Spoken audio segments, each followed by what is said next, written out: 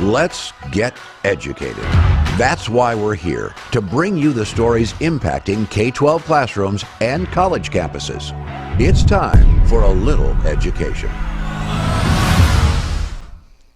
Greetings, everyone out there. I am Katie Patrick, joined as always by David Firazzo. Merry Christmas. 'Tis the season over here at Educated. David, I have to ask you, though, before we get going on this one, how old are your bath towels from the 70s treating you? How are those doing? I know where you're going with this, and we have some MyPillow towels. You've they're upgraded, within a I year. see. Oh, Yes. Okay, well, I see you've upped your game to the quality towels from our friends over at MyPillow. Yes, it's that time of year to stock up on sheets, towels, pillows, slippers, robes, even coffee, and as we did, dog beds as well. Right now you can save up to 66% on everything by simply using the code EDUCATED. In fact, I just did that over the weekend to buy my wife a pair of MyPillow slippers. So go to mypillow.com, use the code EDUCATED, and send Katie and I something nice this Christmas season. That's very nice of you. Nice plug, huh? This next I really week, did. Next weekend, are you going to get me something? Something nice? I don't need slippers. It's a surprise. Oh, goody. All right, well, radical rainbow activists are moving beyond public schools now, of course, and they're going into children's hospitals where they're being hired as, good old chaplains and spiritual care interns. Oh, goody. Where is this happening, by the way, David? Sadly, it's in Wisconsin. No. All right, the headline. Crazy LGBTQ plus activists hired as chaplains, spiritual care interns at Wisconsin Children's Hospital. Love Jesus, be gay, get ordained. Oh man, the hypocrisy and the blasphemy we're going to be talking about and exposing here. So a children's hospital in Wisconsin has recently come under fire after the public became aware that it had hired at least two leftist LGBTQ plus activists for what now? To offer religious and spiritual guidance to kids and parents in need. So kudos to the Federalist Kylie Griswold, who shared two flyers that had recently circulated around inpatient units at Children's Wisconsin in Milwaukee. I guess it's the hospital, Children's Wisconsin in Milwaukee. It's a nonprofit organization that, according to its website, is dedicated solely to the health and well-being of children. Now, the flyers are intended to introduce patients and families to two new advisors who had lately been brought in to provide spiritual care. However, the plot thickens. Background information about the two advisors is nothing short of shocking. Now, do you remember, I think it was earlier this year, it might have been last year, this all gets crammed together when you're exposing demonic stuff, but Harvard hired an atheist chaplain. We did a report on that. We redefined the word, they're redefining the word chaplain and what their duties are. So here we are at a children's hospital, and the new chaplain, her name is Kate Neuendorp. Neuendorp actually created a GoFundMe account to help her fiance, Jensen, raise money. Why? So that she can undergo top surgery, of course. Of course, it's a euphemism for the surgical removal of or destruction of healthy female breast tissue. So the two lesbians intend to marry next year, and Katie, I'll let you pick it up there, but those are the nuts and bolts of the story. All right, well, let's take a look at Kate's little flyer again, because this is one of the flyers that was out there. And so, of course, we have to have a picture, but we have to have the pronouns big and bold up there. Yep. And the About Me section just starts off with talking about Jensen and how Jensen goes by they and he, and how they're getting married next June. And apparently, the focus is on wanting to be in the Midwest and their cats. That's important for everyone to know about their cats. Nowhere at the beginning of this does it even say, I love Jesus. I want to help you children. It's more about the About Me section and the fun facts. And then in the bottom corner, we have the why am I here? Because it's a dream come true. Because it's all about her. according to this, and how excited she is to be working alongside, I guess, everyone. I'm not sure who the everyone is, and being part of the team. And think of me as your friendly next door neighbor. I'm here for me. Nowhere do I see Jesus on that flyer. So the role of a chaplain. This is what's confusing to me, and I know they tried to reach out to the hospital, and I don't think they got a response, or if they did, it was a generic one, if I remember the story right. But earlier this year, she wrote on Facebook, "Love Jesus, be gay, get ordained." So let's take those one at a time, shall we?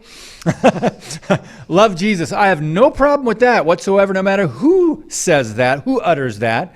I mean, even people that don't believe in the Bible love Jesus for the person that he was historically, the love that he promoted, and the compassion, and that he really cared for the downtrodden. So there are very few people that wouldn't say, yeah, I appreciate what Jesus did.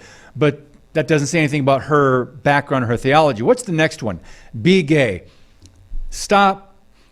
Biblically, I don't know if you can do the two, but they're trying to promote this. Love Jesus, be gay, throw it all together, get ordained. And so let's talk about ordination, Katie. Ordaining someone who does not have a biblical worldview, in fact, opposes the Bible's teachings on some very basic things like God as creator and gender, male and female. So you're opposing the Bible. So what are you being ordained as to do? According to her, I mean, she says, what better way to celebrate pride than being ordained? So she already is putting pride, and so really she did her order of operations here incorrectly. It should have said be gay, get ordained, and then maybe put the love Jesus at the end. Because right. Good point.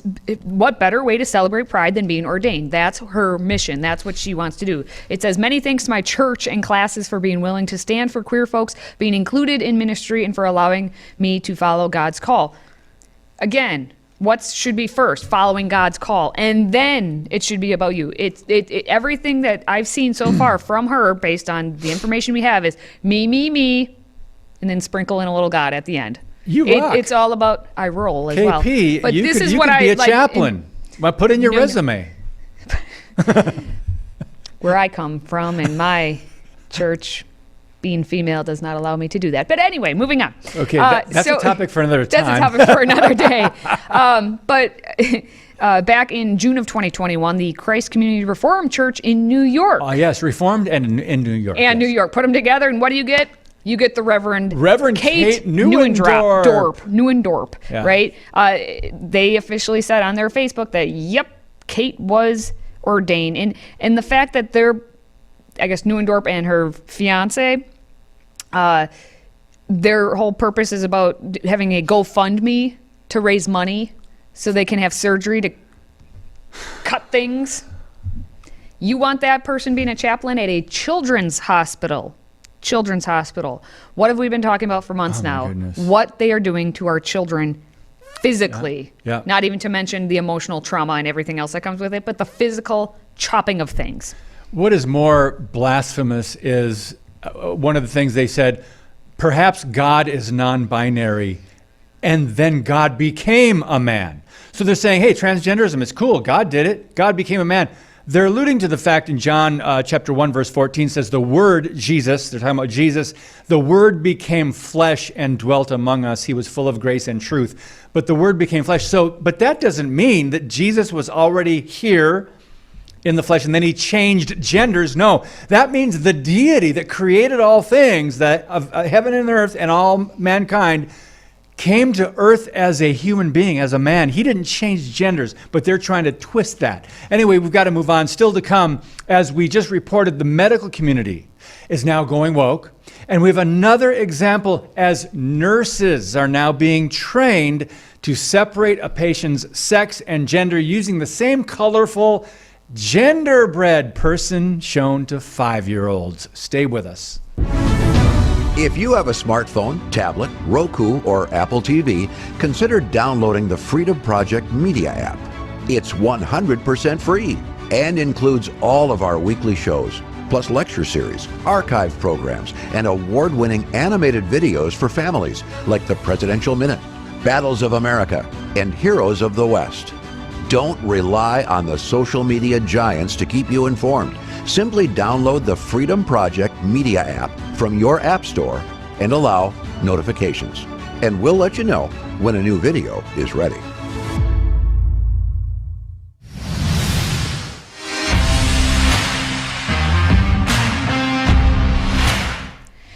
Well, 'tis the season for the gingerbread, and so, of course, we're going to have the genderbread. I see what you did there. Come along and ruin everything. You've ruined Christmas. Oh, my goodness. We've talked many a time before about the genderbread person. Genderbread, they call it a person. Yeah. Genderbread person. It's just a drawing of a gingerbread character, and it has information on it with little lines and such, about how gender, it's whatever you want to make it to be. So you have your genderbread person, and gender's just whatever. And I can't believe they actually put bread in there because is that gluten-free? Is that healthy for them? I'm not sure. I don't know. But now the genderbread person, which has been shown in schools all over the place, it's now invaded one of its main goals, science, in the nursing program. So a nursing professor is using a genderbread person diagram to teach the college at Brockport State University of New York, which is SUNY Brockport, about gender identity to future nurses. Get ready for that. So you obviously saw the photo there. You have a gingerbread, man? Genderbread. Well, I know, but for us normal people, we'd be like, oh, hey, it's a gingerbread man drawing. But, so it's a genderbread man, cartoon, and it has identity and attraction, expression, sex, all like written on it. And the document that they also have there, it also has the terms and the definitions, including binary gender and cisgender and fluidity, third gender, let's just put that one in there, and transsexual. So this diagram was assigned to students enrolled in the Nursing 342 Foundations for Professional Practice for Nursing. Now, the course description states that the students will learn both the skills and theoretical basis for professional practice in nursing with an emphasis on a systems approach and patient safety. Patient safety. Patient safety. Safety. Yeah. And they're confusing the kids about it might as well gender. say patient safe space instead of patient safety, because they are definitely not caring about patient safety if you have a male who thinks he's a female and is identifying body parts that don't really exist. Wow. And vice versa. Wow. But not third versa, just vice versa. Yeah. Are we getting this now, friends? We're understanding that we're talking about the medical community here, which shouldn't be religious or political, but here we are now. This is all about the religion of sex. It's the LGBTQ and whatever they want to make it to be. And here we are talking about a nursing course, and a student in the course who requested to remain anonymous told Campus Reform that the diagram was a little biased and ridiculous since, quote, nursing is a career based in science. It is? There's that word again, Katie. Science. Science. And unfortunately, this is what this poor student and probably many actual want to be nurses or doctors for that matter, or people who care about science and truth, how they feel. This person says, I was really looking forward to taking courses about patient care and such when it just feels like my required women's studies gen ed all over again. And that's what college is like for many people these days, unfortunately. All right, well, let's get in the holiday spirit again here. Ho, ho, ho, Merry Christmas. When we come back, new data is showing that the number of children being referred to gender clinics in Australia has skyrocketed. Cranky. Where's Crocodile Dundee when you need him? That's next. Today's show is sponsored by our friends at MyPillow. Save up to 66% on pristine quality bedding, towels, slippers, signature pillows, and much more when you use the code EDUCATED. That's EDUCATED. Educated. Support this show and a great American company.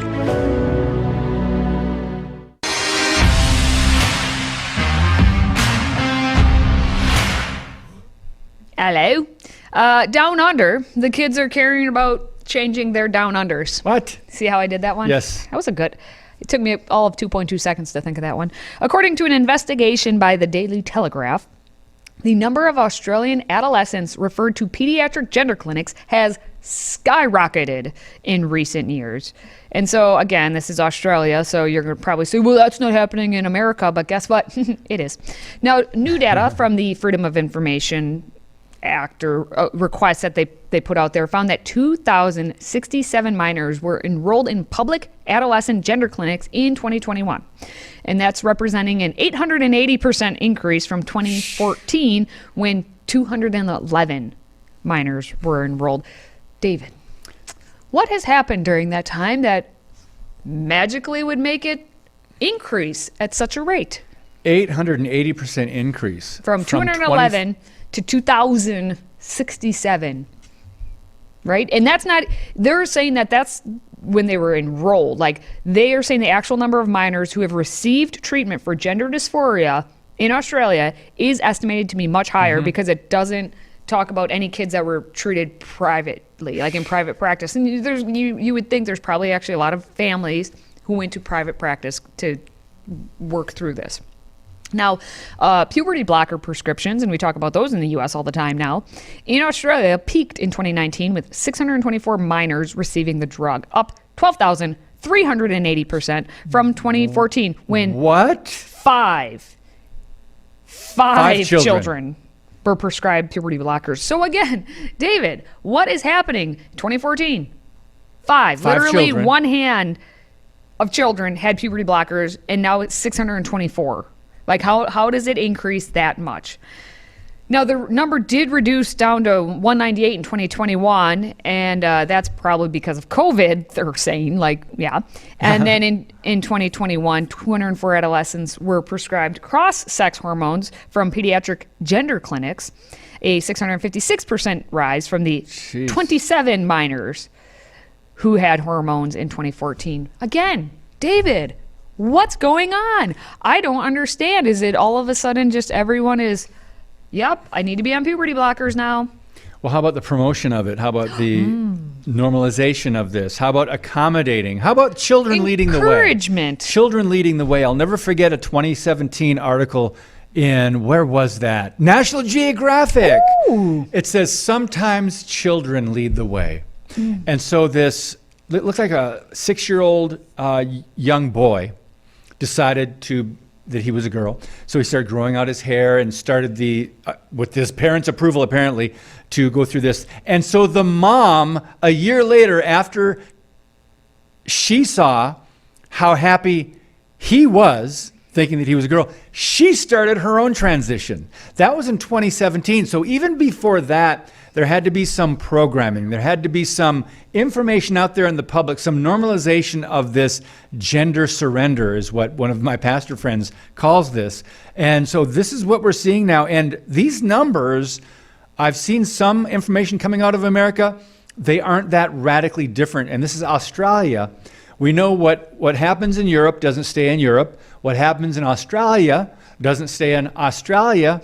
And what happens in California doesn't stay in California. So this stuff spreads across the country, right? Oh, yeah. And after they conducted systematic reviews of the evidence for the use of puberty blockers and cross-sex hormones in treating pediatric gender dysphoria, health authorities, and we're going back to Europe, in Sweden, Finland, and England have decided to abandon the gender-affirming model, finding the costs far outweigh the benefits. Wait. Crikey! So they're abandoning, they're going back. They're stopping it. The costs? Stop. Outweigh the benefits. Not the damage to kids or children, but the money? No, just costs. The cost. All right. Well, still to come. Turns out that New York schools are now giving students Plan B because they weren't smart enough for Plan A. So once they have sex, now they're going to have Plan B. And the parents just aren't going to be notified. We're going to talk about that next. We want to hear from you. If you have a question or comment for Katie, David, or any of our other show hosts, simply visit stayeducated.org. That's stayeducated.org and submit your question or comment. Our team loves to hear from you and might just give you a shout out on air. Again, visit stayeducated.org and connect with us.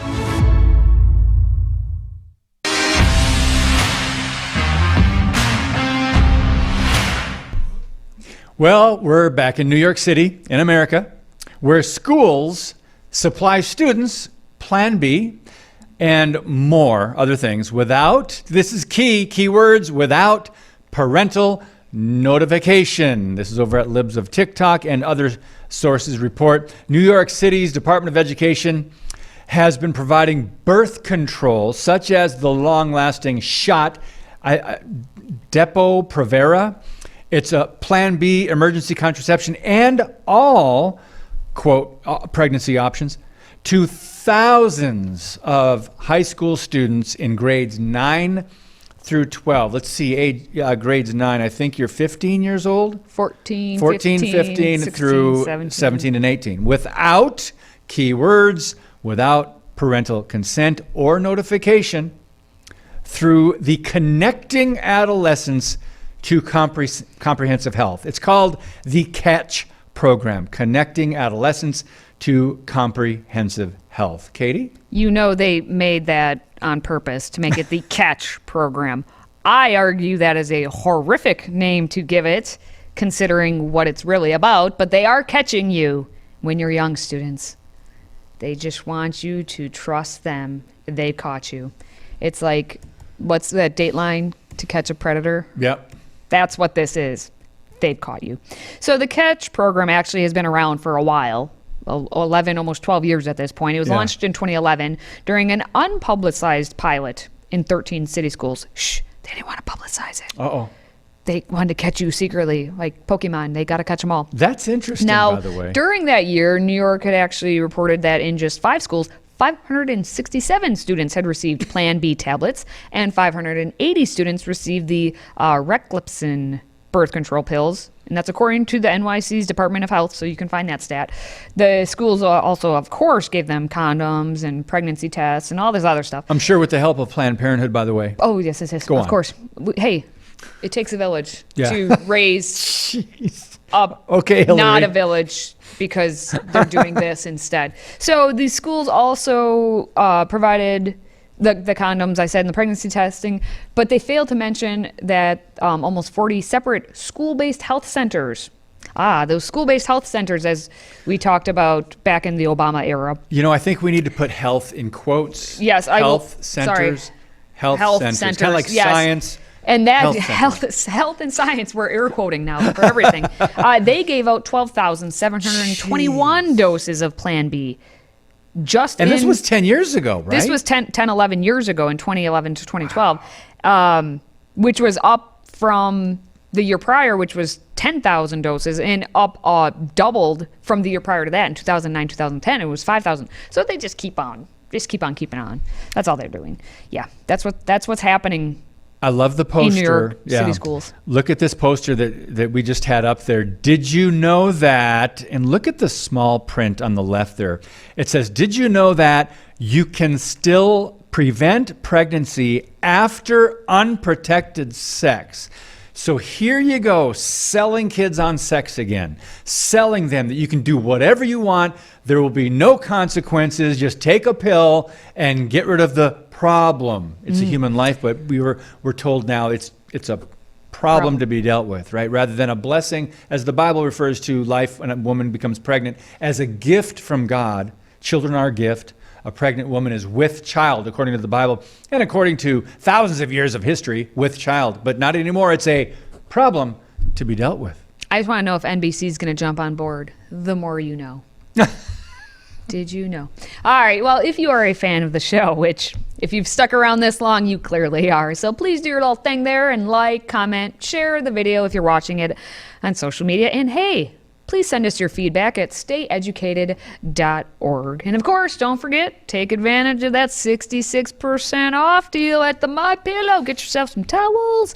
Ho, ho, ho. Merry Christmas gifts for all. Now simply go to mypillow.com and use the code EDUCATED to save yourself a bundle of money on those towels this holiday season.